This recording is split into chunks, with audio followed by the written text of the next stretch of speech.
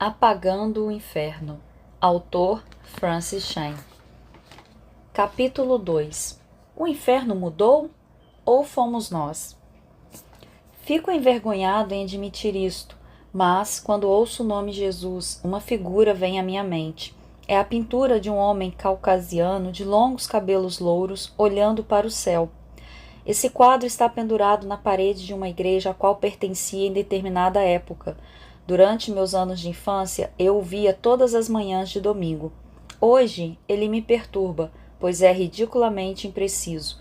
Sei que Jesus não tinha aquela aparência quando caminhou na terra, e ele certamente não tem essa aparência agora. Por mais que tenha me esforçado, não consegui apagar esta imagem da memória. De vez em quando, ela volta a me assombrar assim que ouço o nome Jesus. Ela chega até a aparecer quando estou orando. Duvido que alguém tenha tido esse tipo de problema 2000 anos atrás. Hoje, ao pronunciar o nome Jesus, todo tipo de imagem invade nossa mente. Há milhões de ideias diferentes sobre a aparência de Jesus no passado e no presente. Algumas pessoas, como eu, têm imagens imprecisas das quais ainda tentamos nos livrar. Outros criam novas ideias sobre Jesus e passam a vida inteira tentando se convencer de que essas ideias são verdadeiras. Lá no fundo, todos nós temos uma tendência de recriar Jesus à nossa própria imagem. Antes de percebermos, temos um Jesus norte-americano, um Jesus ocidental, um Jesus pós-moderno, um Jesus hippie, um Jesus capitalista ou socialista. No fundo do coração de toda pessoa existe um desejo oculto de reinterpretar Jesus à luz de sua própria cultura, tendência política ou crença teológica favorita. Fazemos o mesmo com o inferno. A pergunta, o que é o inferno, tem recebido muitas respostas no decorrer dos anos. Para Orígenes, o inferno era onde a alma do ímpio era purificada para que pudesse encontrar o caminho de volta para Deus. Dante retratou o inferno como um lugar abaixo da superfície da terra, com 9 níveis de sofrimento, no qual os pecadores eram mordidos por cobras, atormentados por animais, banhados com chuva gelada e presos em rios de sangue ou sepulturas flamejantes. Alguns eram até mesmo imersos em enormes poços de excremento humano. O retrato do inferno feito por C.S. Lewis era bem menos horripilante.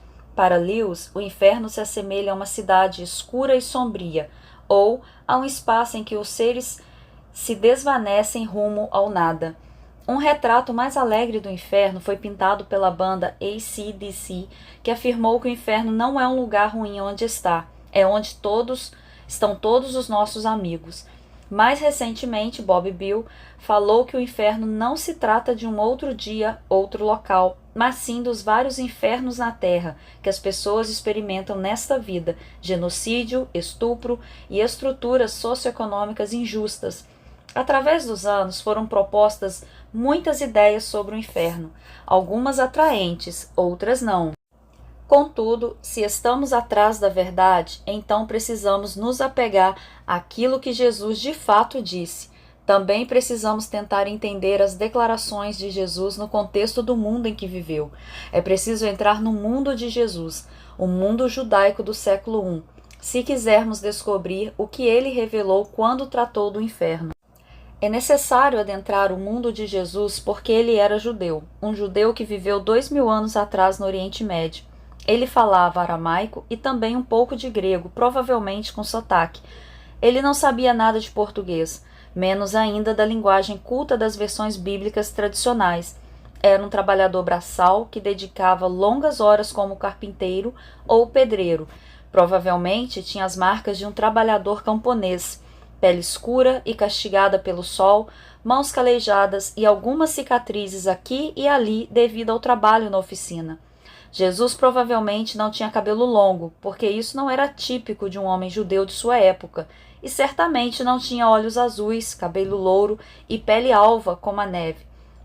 Jesus era um judeu do século I, de modo que precisamos deixar para trás todos os outros Jesuses que refazemos e remodelamos conforme nossa própria tendência cultural.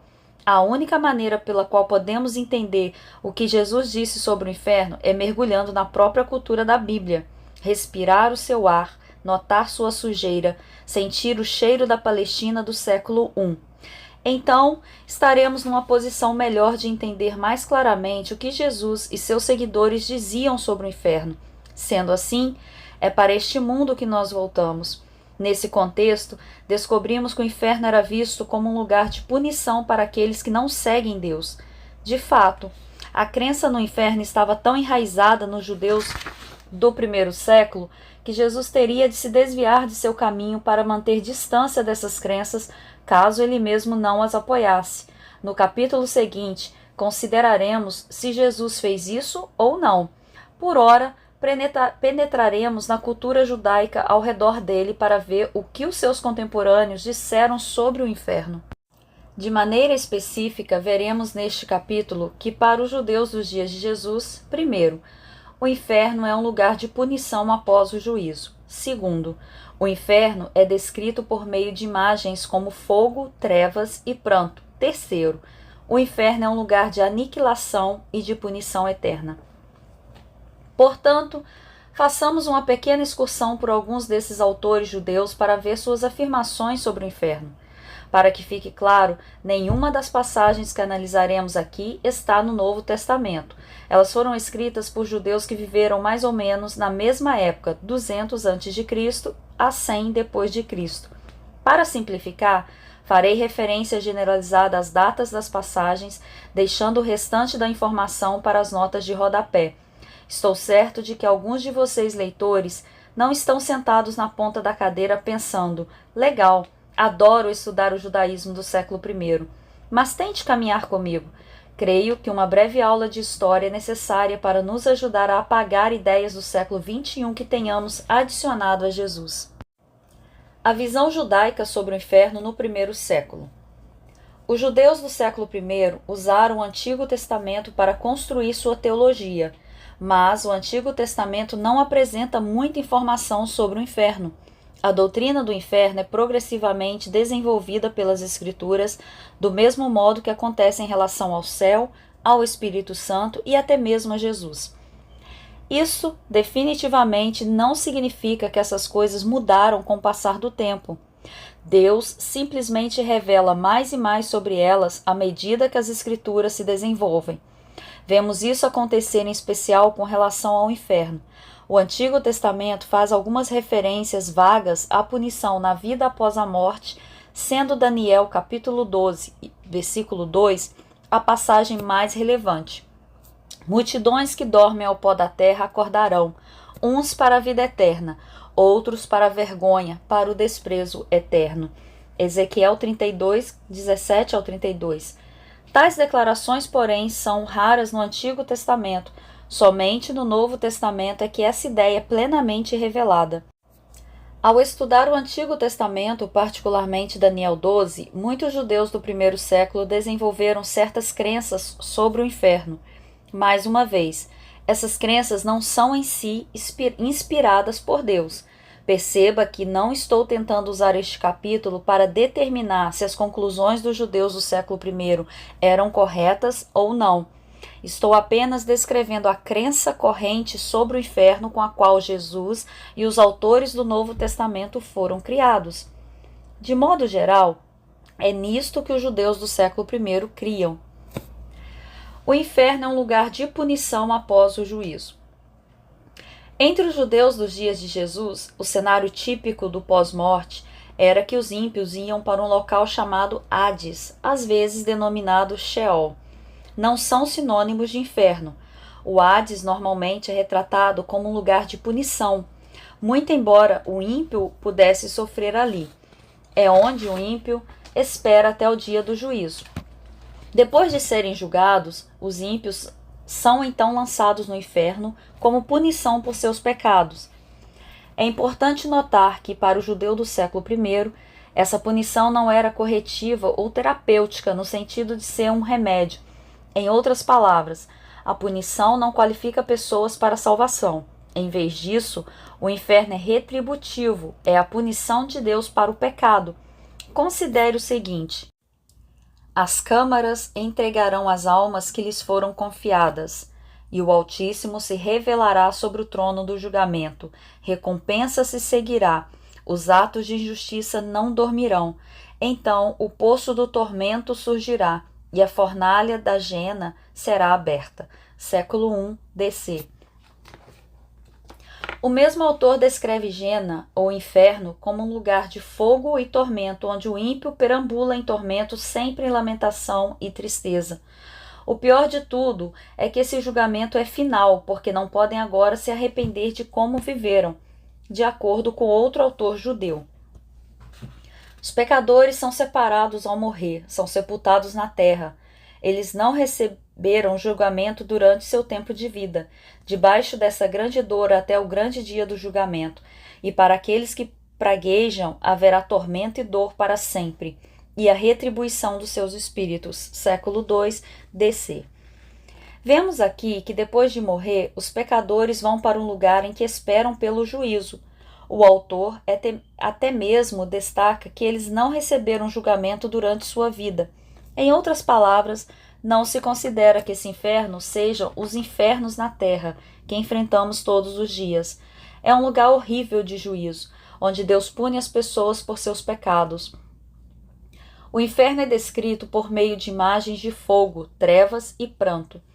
De todas as imagens usadas para descrever o inferno, o fogo é o mais comum. Considere o seguinte: o mundo futuro será dado a esses, isto é, aos que são obedientes a Deus, mas a habitação de muitos outros será no fogo. Século I, DC. Ai de vocês, pecadores, por causa das obras de suas mãos, por causa dos seus feitos malignos, em chamas ardentes piores que fogo queimarão. Século I, AC. No dia do julgamento, todos os pecadores cujos nomes estiverem riscados do livro da vida vão chorar e lamentar num lugar que é um deserto invisível e queimarão no fogo. Esse local era completamente escuro e ainda assim a chama de seu fogo queimava intensamente. Século I, DC. O inferno é um abismo cheio de fogo e os ímpios são lançados nesse abismo abrasador e foram queimados. Fogo, trevas, lamento. Essas são as imagens típicas usadas pelos judeus do século I para descrever o inferno. E como veremos, são as mesmas imagens usadas por Jesus e outros autores do Novo Testamento. Quanto à duração do inferno, porém, havia divergência de opinião entre os judeus. Alguns acreditavam que o ímpio seria aniquilado no inferno, sua existência pessoal cessaria, enquanto outros acreditavam que o ímpio seria punido para sempre num estado contínuo de tormento. O inferno é um lugar de aniquilação. Alguns autores judeus acreditavam na aniquilação do ímpio. Um deles, que viveu em Israel por volta da época de Jesus, considerou a questão da seguinte maneira: e seu local de habitação será nas trevas e no lugar de destruição.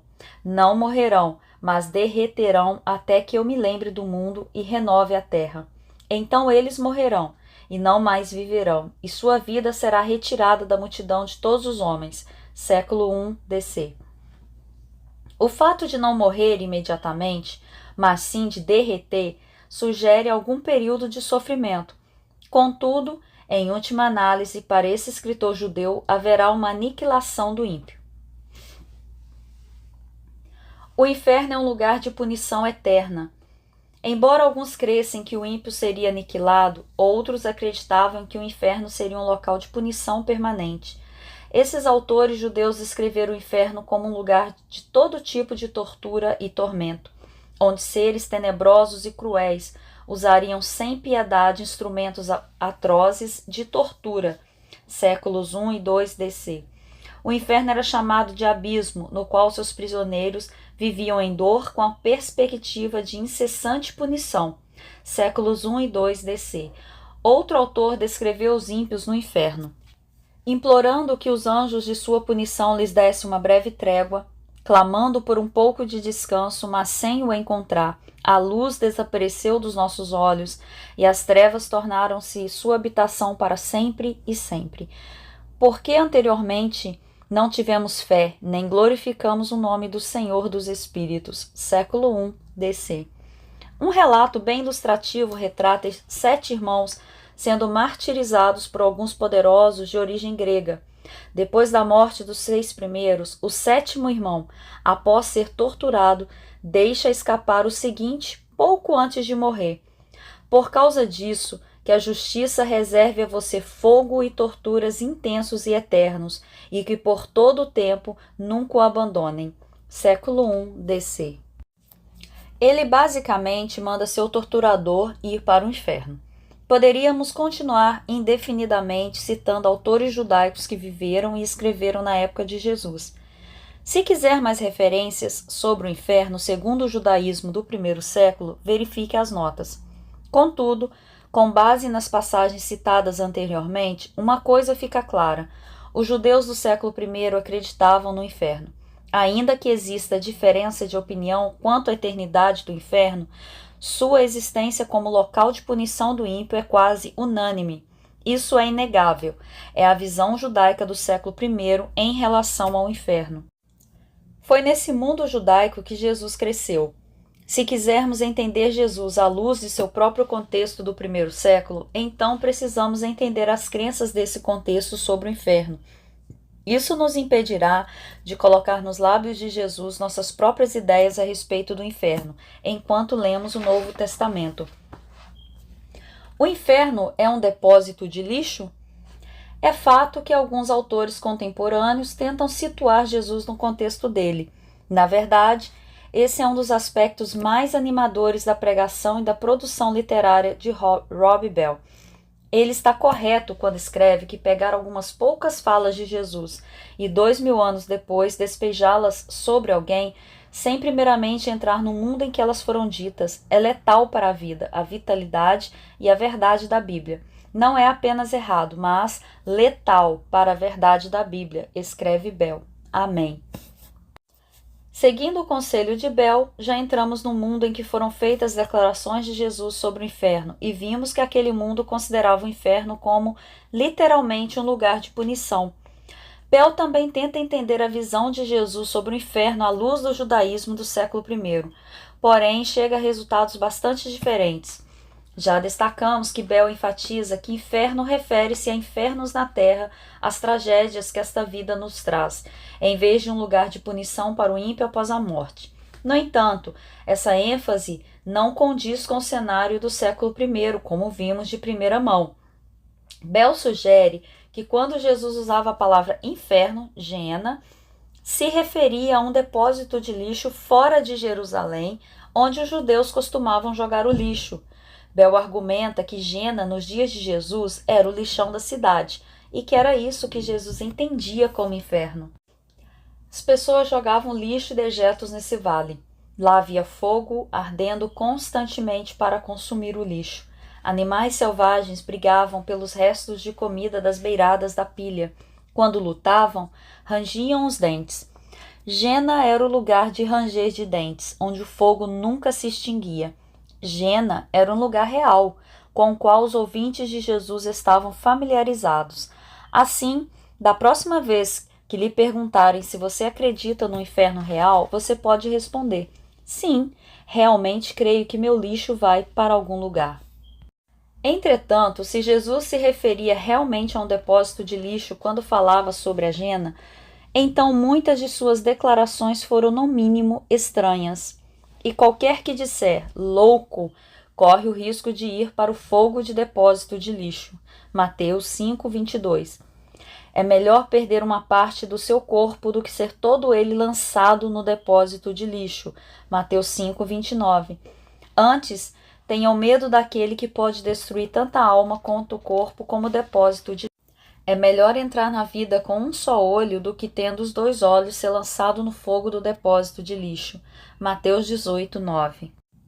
Do mesmo modo, Jesus declara aos escribas e aos fariseus que eles eram filhos do depósito de lixo. E então lhes pergunta: como vocês escaparão da condenação ao depósito de lixo? Adaptado de Mateus 23:15 e 33. Embora seja louvável a tentativa de Bell de entender Jesus em seu contexto judaico do século I, sua teoria de que a Geena é um depósito de lixo é tanto equivocada quanto imprecisa. Veja por quê. Primeiramente, é equivocada porque confunde a fonte de uma ideia com a ideia em si.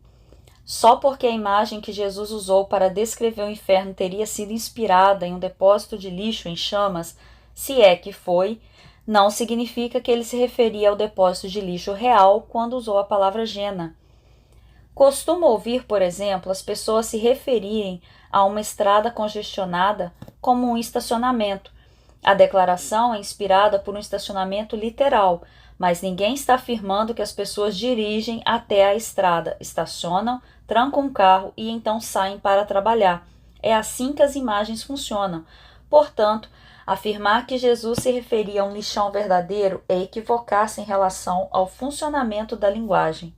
Segundo, também é imprecisa a sugestão de que a Gena é um depósito de lixo. A teoria inteira se baseia em evidências bastante instáveis. Alguns comentaristas e pastores continuam promovendo a ideia, mas não há evidência da época de Jesus de que o Vale de Inom, Gena significa literalmente Vale de Inom, fosse o lixão da cidade. De fato, por centenas e centenas de anos depois de Jesus, não houve provas de que alguma vez tenha existido um depósito de lixo no Vale de Inom durante o século I. Tampouco há evidências arqueológicas de que esse vale tenha sido algum dia um depósito de lixo.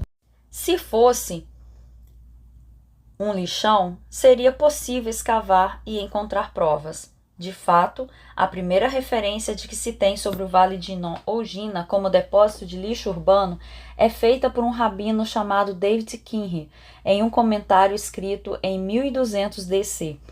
No ano 1200 DC, isso é mais de um milênio à frente da época em que Jesus viveu. Essa foi a primeira vez que o Vale de Inom foi associado ao lixão. Esta é a citação de Kinhi. Gena é um lugar repugnante, no qual imundície e cadáveres são jogados, e no qual o fogo queima perpetuamente para consumir a imundícia e os ossos. Por causa disso, por analogia, o juízo do ímpio é chamado de Gena. Escrevendo no final da Idade Média a propósito da Europa, não de Israel, Kinhi foi o primeiro a fazer essa sugestão. Portanto, aqui está o problema. Quais são as chances de Jesus ter pensado no depósito de lixo da cidade ao usar o termo Gena, quando não se tem evidência da existência de tal lugar, senão mais de 1000 anos depois? Não há provas nas pilhas e pilhas de escritos judaicos e cristãos anteriores à época de Kinhi de que essa palavra tenha sua raiz no lixo em chamas no Vale de Inom. Você percebeu que o próprio Kinhi escreveu sobre a palavra Gena?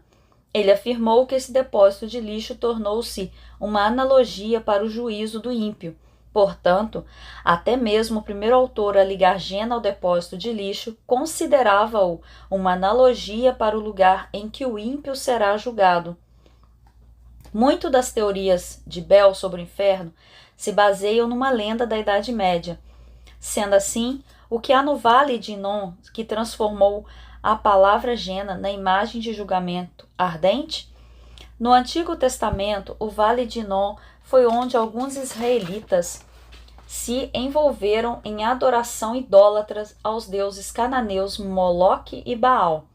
Era ali, de fato, onde sacrificaram seus filhos àqueles deuses, 2 Reis 16:3, 21:6, fazendo-os passar pelo fogo. Ezequiel, capítulo 16, do 20 ao 21.